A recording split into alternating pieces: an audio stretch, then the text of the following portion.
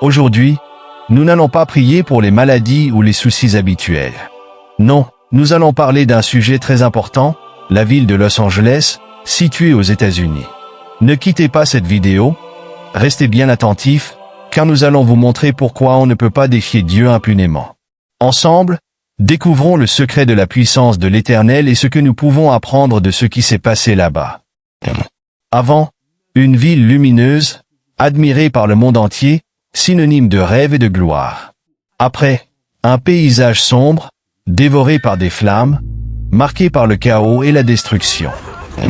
Los Angeles, surnommée la cité des anges, symbolisait autrefois le rêve américain, un centre de créativité et d'innovation.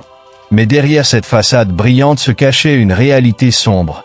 Une ville où l'on glorifiait l'immoralité, où l'on rejetait les lois divines et où l'on défiait l'Éternel. Ce lieu abrite Hollywood, le cœur de l'industrie du divertissement, et de nombreuses stars influentes comme Beyoncé, Travis Scott, et d'autres figures célèbres. Mais saviez-vous que Hollywood signifie bois sacré?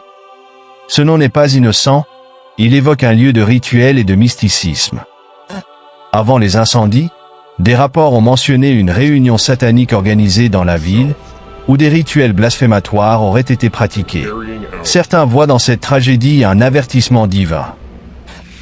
La Bible nous rappelle, ne vous y trompez pas, on ne se moque pas de Dieu. Ce qu'un homme aura semé, il le récoltera aussi. Galates 6, 7. Les flammes qui ravagent aujourd'hui Los Angeles ne sont pas simplement un désastre naturel.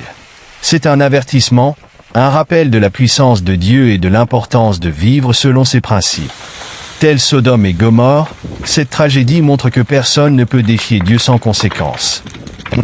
Témoignage d'une victime qui est revenue après la atténuation du feu. Oh mon Dieu, ça c'est ma maison.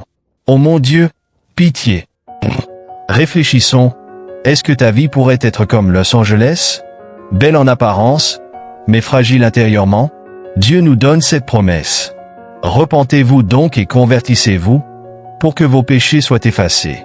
Acte 3, 19. Prions ensemble et implorons la miséricorde de Dieu. Seigneur, aide-moi à ne pas tomber dans l'arrogance ni à défier tes lois. Restaure ma vie et guide mes pas selon ta volonté. Et nous disons Amen. Los Angeles est un message pour nous tous. Partage cette vidéo pour rappeler que la puissance de l'Éternel est réelle et que ses lois ne doivent pas être prises à la légère.